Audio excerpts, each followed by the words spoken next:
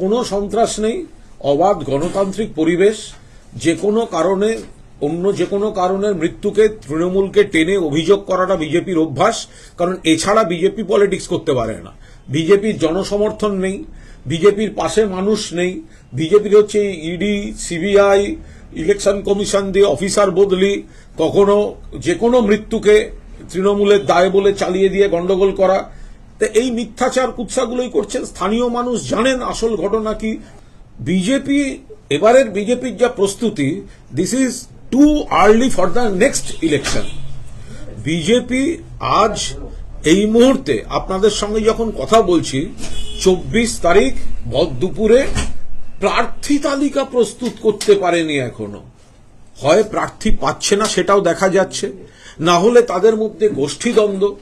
আদি বিজেপি বনাম তৎকাল BJP, Dilip BJP বনাম সুকান্ত বিজেপি, তার মধ্যে আবার সিবিআই থেকে বাঁচতে যাওয়া বিজেপি। এই দিয়ে একটা ছত্রখান অবস্থা। একে তো নীতির লড়াইতে পিছিয়ে গেছে, রোটিগা কাপড়াওয়ার মাকানে নেই, বাংলার প্রতি বৈষম্য, প্রতিহিংসা, বাংলার সম্মানে আঘাত করা, তার সঙ্গে উন্নয়ন।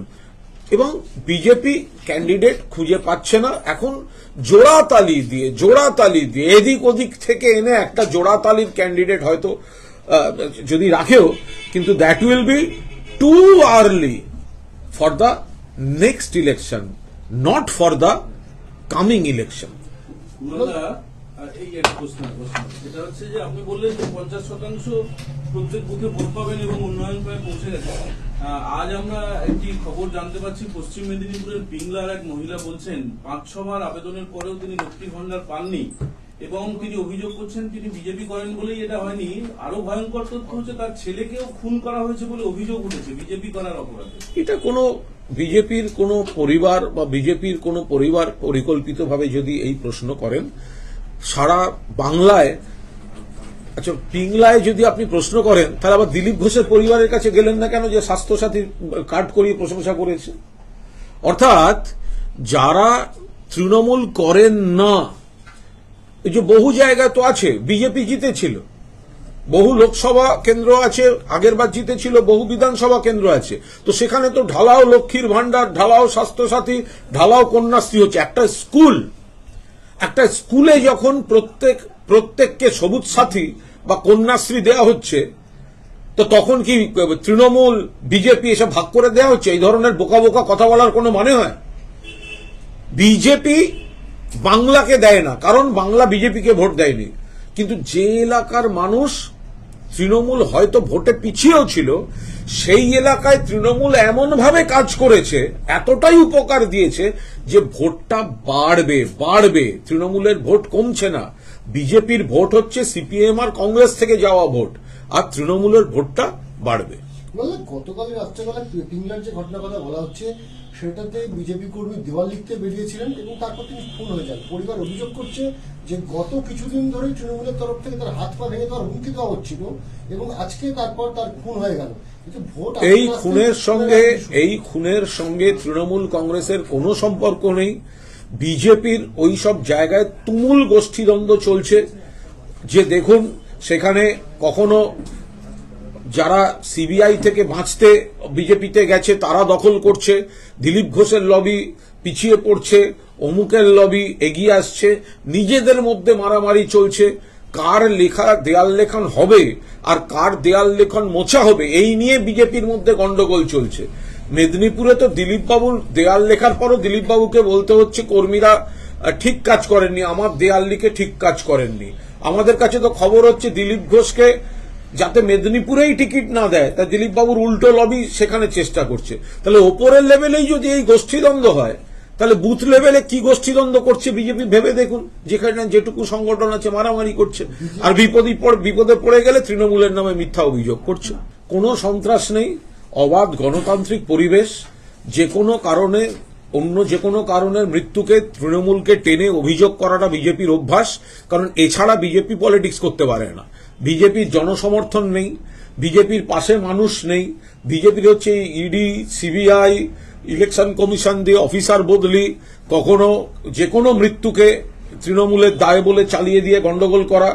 তো এই মিথ্যাচার কুৎসাগুলোই করছেন। স্থানীয় মানুষ জানেন আসল ঘটনা কি, তাই ভোটে কোনো প্রভাব পড়বে না, ভোটে তৃণমূল জিতবে, সেটা তো দেওয়ালের লেখন হিরণ পড়তে পারছে বলে এখন এইসব বলছে। গতকাল সন্ধ্যাবেলা মহামৈত্র অফিসে গেছিল সিবিআই, এবং সিবিআই যে তৎপরতার সঙ্গে মহামৈত্রকে করতে চাইছে, তদন্ত করছে বা জিজ্ঞাসাবাদ করতে চাইছে, তাতে কি আপনারা আশঙ্কা করছেন যে মহামৈত্রকে অ্যারেস্ট করতে পারে সিবিআই? তোমরা একটা পরিষ্কার কথা বলি, মহুয়া মৈত্রকে যদি অ্যারেস্টও করে, মহুয়া মৈত্র জেল থেকে প্রতিদ্বন্দ্বিতা করবেন এবং জিতবেন। এটা একটা চক্রান্ত চলছে মহুয়ার বিরুদ্ধে। মহুয়াকে যেহেতু লোকসভায় প্রধানমন্ত্রী বিজেপি জড়িয়ে কিছু দুর্নীতির অভিযোগ সামনে এনেছিলেন, সেই জন্য মহুয়াকে এইভাবে তাকে টার্গেট করা হয়েছে। সংসদীয় কমিটি কিছু অশ্লীল প্রশ্ন করা হলো, আত্মপক্ষের সমর্থনের সুযোগ দেওয়া হলো না মহুয়াকে। মহুয়াকে সংসদ থেকে তাড়ানোটা যেন কত তাড়াতাড়ি সরানো যায়, এরপরে পরিকল্পিতভাবে সিবিআই লেলিয়ে দেওয়া হয়েছে। সিবিআই শুভেন্দু অধিকারীর নামে এফআইআর করে আর যায় মহুয়া মৈত্রর বাড়ি। তো সিবিআই এত লাফালাফি, তো এফআইআর নেম শুভেন্দু অধিকারীকে অ্যারেস্ট করতে পারছে না। বছরের পর বছর সেই এফআইআর পড়ে থাকে, আর তৃণমূলের বাড়িতে সিবিআই ঘুরে বেড়াচ্ছে। মহুয়া মৈত্রকে ডিস্টার্ব করার চেষ্টা করছে। কৃষ্ণনগরের মানুষ, বাংলার মানুষ সমুচিত জবাব দেবেন। এবং আমরা পরিষ্কার বলে রাখছি, মহুয়ার বিরুদ্ধে যদি চক্রান্ত আরো তীব্র হয়, যদি অ্যারেস্ট হয়, মহুয়া মৈত্র জেল থেকে ভোট লড়বেন এবং তিনি এই ভোটে কৃষ্ণনগর থেকে জিতবেন। দূর, কোন পাড়ায় পাড়ায় কি হচ্ছে, এগুলো কোনো কাজের কথা হলো? আর এগুলো যেখানে ওদের লোকজন নেই, পারে না, কোথাও সাজাতে পারে না, পতাকা টাঙাতে পারে না, লোকাল থেকেই হায়ার অথরিটিকে বলে দেয় যে তৃণমূল লাগাতে দেয়নি। অ্যাকচুয়ালি ওদের সংগঠন নেই, নিজেরাই যেতে পারে না, পতাকা টাঙাতে পারে না, বুথ কমিটি নেই, মন্ডল কমিটি নেই, ও তো সংগঠন নেই, তাদের আবার বড় বড় কথা।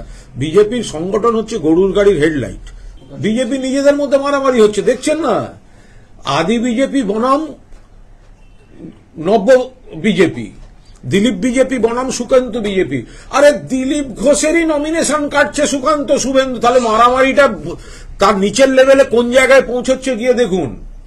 আরএসএস বিজেপি বনাম তৎকাল বিজেপি, সিবিআই থেকে বাঁচতে যাওয়া বিজেপি বনাম অরিজিনাল বিজেপি। দিলীপ ঘোষের মতো লোকে সিট কাটতে চাইছে, চেষ্টা তো করেছে, ফার্স্ট লিস্টে তো দিলীপ বাবুর নামও ঘোষণা করতে দেয়নি। তাহলে আপনারা বুঝে নিন ঝগড়াটা ওদের কোন তীব্র জায়গায় পৌঁছেছে। একে তো নিজেদের লোকজন নেই, যেটুকু আছে সেটা বিভক্ত। হয়তো ওই সিবিআই থেকে বাঁচতে যাওয়া বিজেপির কেউ পতাকা লাগাতে গেছিল, আবার দিলীপ বাবুর লোকেরা গিয়ে লাগাতে দেয়নি। আমাদের দাদাকে, বিজেপির দাদা নাম্বার 1-কে টিকিট দেবে না, বিজেপির দাদা নাম্বার 1-কে মেদিনীপুর থেকে সরাবে, আর বিজেপির দাদা নাম্বার 1 ছেড়ে দেবে, তো সেগুলো তো হবে কি? ওভারঅল বাইট লাগবে সেটা